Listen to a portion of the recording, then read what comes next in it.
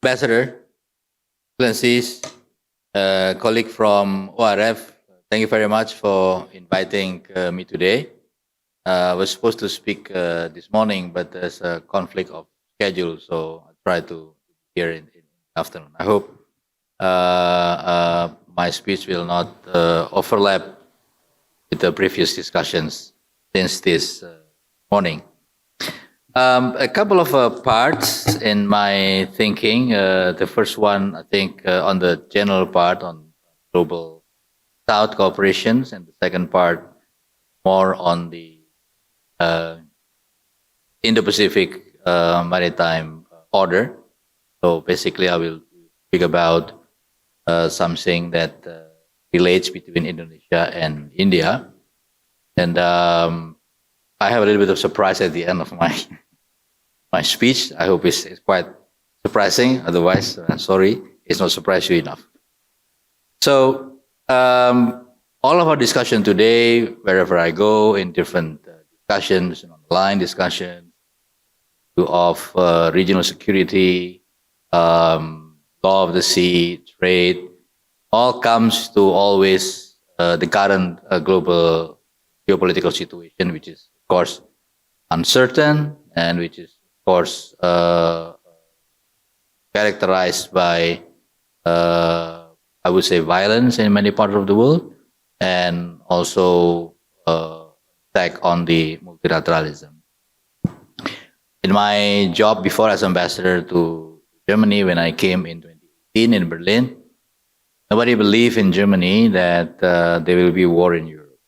I still remember every year in Germany they have a peace rally every year, a rally of demonstration, peace demonstrations against war, and two of the then ministers in the cabinet of Germany was always on the forefront against the war, against the rising of the German military budget, for instance. Is a character, very interesting characters in the German politics, where nobody wants to go war, or nobody wants to finance the budget of Germany into strong military spend at that time, 2018. Then came Russian invasions, and the budget of military defense of Germany rose from, I think, 50 something billion to over 110 billion euro in just 48 hours. And now, if you look at the number, Germany is number 3 in the world. One US, China, and then Germany. So the military budget of Germany is so big now.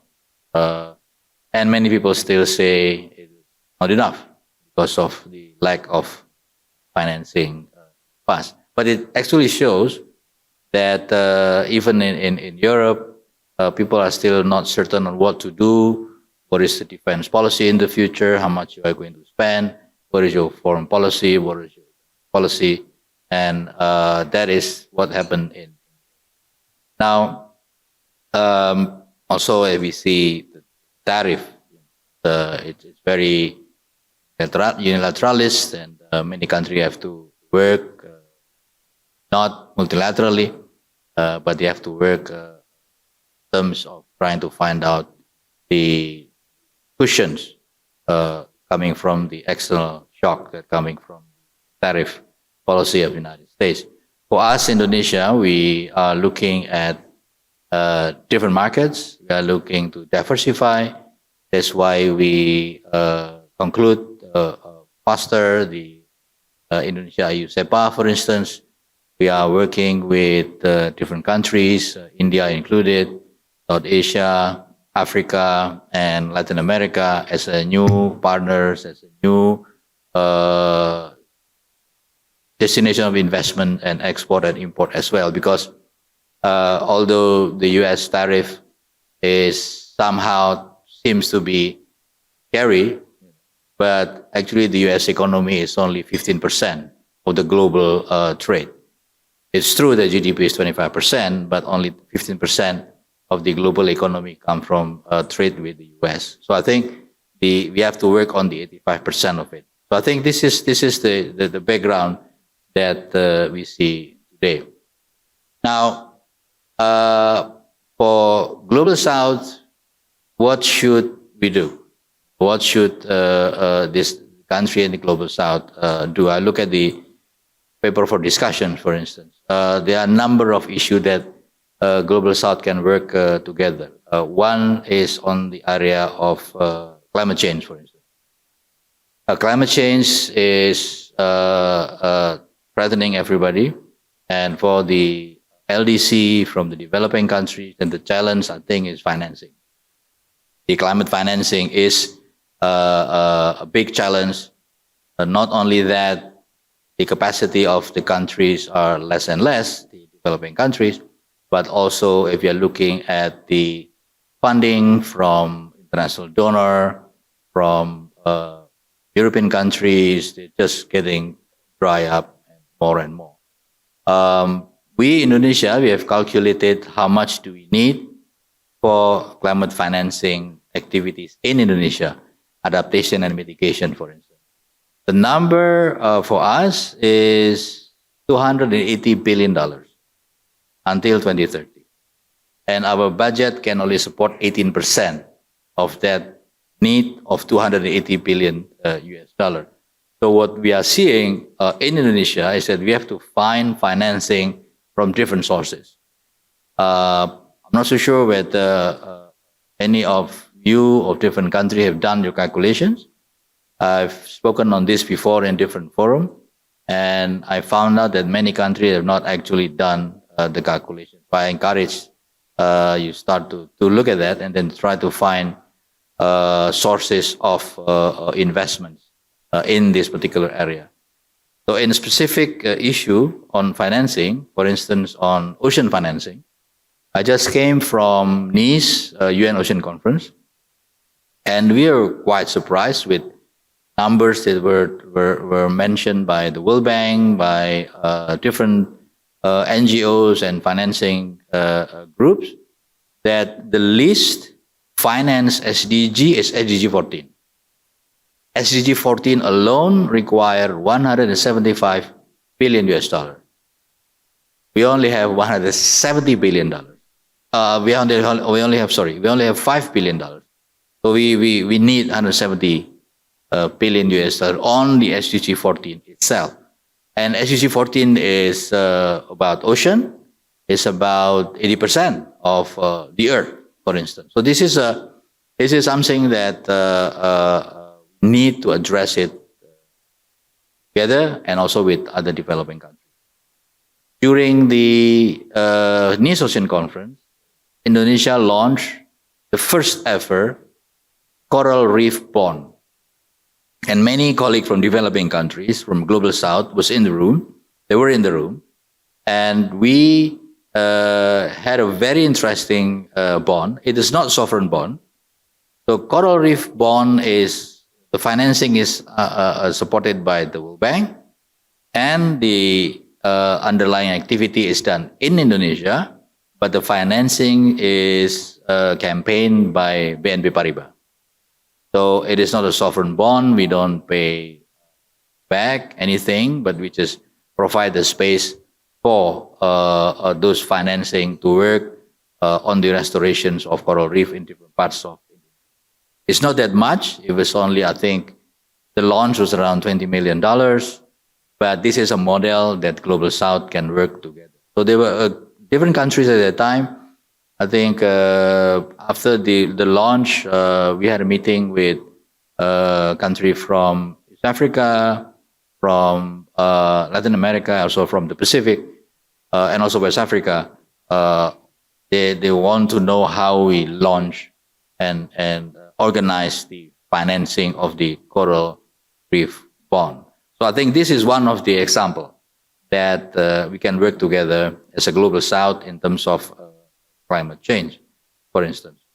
There is also the element of critical raw minerals, okay, other than climate change in terms of rising sea level or financing, but also critical raw minerals. We have seen that countries in Africa, in Asia, including us, Latin America, we are dealing with big powers on critical raw minerals individually.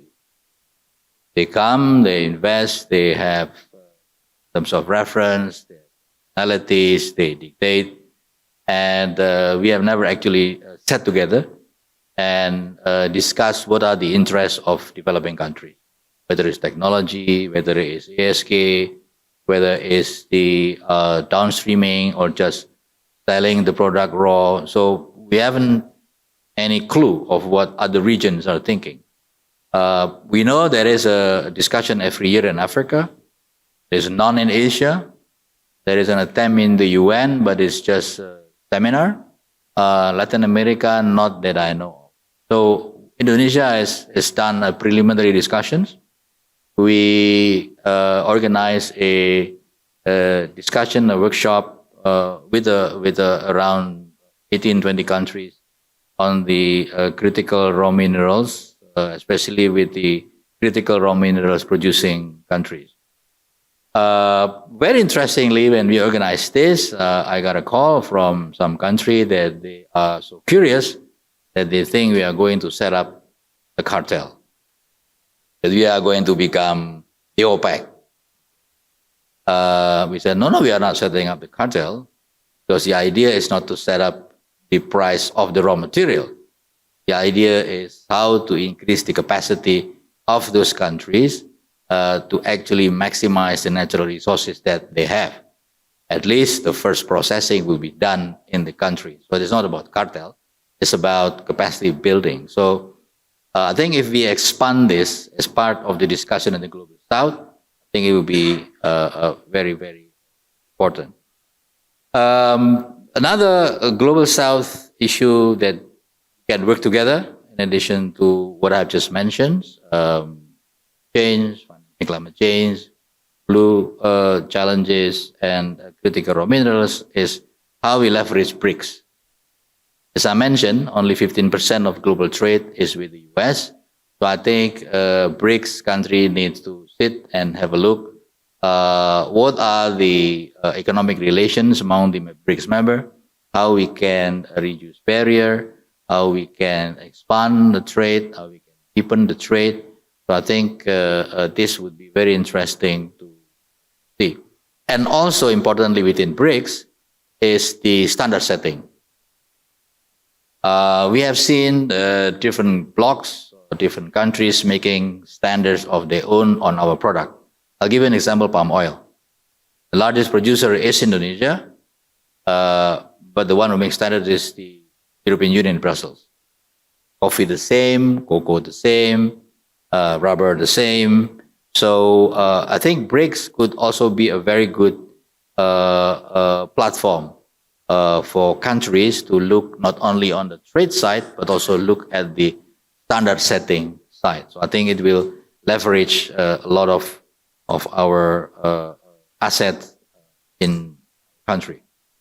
Food security. This is another area that we can work together. There is the discussion more on the blue food, for instance. Blue food is less footprint of the emissions, but there are also other element of cooperation in food. What I mean by food is not just crops, but fertilizer, for instance. After the Ukraine war, Indonesia was having difficulties to get phosphate to make fertilizer, because apparently 75% of our phosphate came from Russia. So we only realized that in North Africa, Excellency, you have a lot of phosphate. So we are looking at possibility to establish Indonesian cooperation with country in North Africa on the fertilizer industry. So the product can go to country, can go to Africa, but also can go to Asia as well. So we have already one in Algeria, and we are going hopefully to do in all of the countries in Africa. So this is a kind of cooperation that we can develop. And I believe India is a country that has a lot of investment abroad. So this type of investment cooperations with the South-South can also be developed. Health. We all know the impact of COVID, but we all know the impact of the vaccine nationalism, for instance. So cooperation on health issue by the global South is indeed very important. India and Indonesia, for instance, we are both a country that produces a lot of vaccines and medical equipment and medicine. So these are the area that we can work together. So I think those are specific area that the global South can work together on the backdrop of this difficult geopolitical issues. The last element is about the Indo-Pacific maritime order. I mean, if you talk about Indo-Pacific, then you talk about oceans, right? And it was mentioned somewhere in the document is a rule-based maritime order. I have problem with this articulations. When you talk about rule-based international order, it means a rule that is established by those who makes the order. Those who makes the order are not necessarily us, developing country. It should be international law-based order. It should be international law of the sea-based maritime order. So the rule has to be clearly spelled, because otherwise, when you talk about a rule-based international order, the next line of argument is, of course, the responsibility to protect, and then the third line is interventions. That I think is normally how the discussion started, right? So it's always start with that claim of order, and then it comes with the right to intervene, and then comes to the aggression. So that is why it would be better that the terminology I think we should work on is the international law-based order and maritime as well. Now, India and Indonesia has same oceans, Indian Ocean. So I think these are the area that we can work together. We have been working with India on coordinated patrol in Straits of Malacca, but I think we can expand this. We should also look at the possibility, for instance, of we both have a very strong capacity in building power, ships, docks. So this would be an area that we can work together, for instance. Joint training, joint exercises, much more often exercises, not only in the Straits of Malacca, but also in the Indian Ocean proper. Because now with the BBNJ Treaty, Indian Ocean will be part of that treaty that will need a lot of safety. And the last but not least, the proposal to make the silk arcs. I disagree with that. It should be the spice arcs. Why? Because if we look at the value and the spread of the trade since 1400 to 1800, or even before that, it's more of spice, not silk, right? I've done a simple question to ChatGPT. I asked ChatGPT to give me a number of the value of trade of spices versus silk in the 1500 era until 1800. And the answer was quite amazing. And I asked ChatGPT to give us the US dollar amount today. So spices trade from 1500 to 1800 was around 200 billion US dollar. And it covers basically a majority of area in the world, from Indonesia, India, East Africa, Latin America. Everybody use spices and everybody trade spices. Silk is luxury item. It's only $20 billion, apparently, from 1500 to 1800. So basically, in today's situation, it's like comparing motorcycle and Lamborghini. The cycle now today have $86 billion market, and Lamborghini is only $3 and $5 billion. So I would say silk of the past is like Lamborghini of today. So I think we should not have the Lamborghini arc, but you should have a motorcycle arc. I think we should look at the spices arc, because this is what actually connects us. This is what actually connects country in different parts of the world. Unfortunately, it's an element that brings European to part of the world, but it's the spices arc. So, Excellency, if you don't mind, we can have discussion on spice arc in the future instead of silk arc. So thank you very much for the time, and I hope that you can continue the discussion today. And I would very much like to see the recommendations and the summary of the discussion since this morning until this evening. Thank you once again.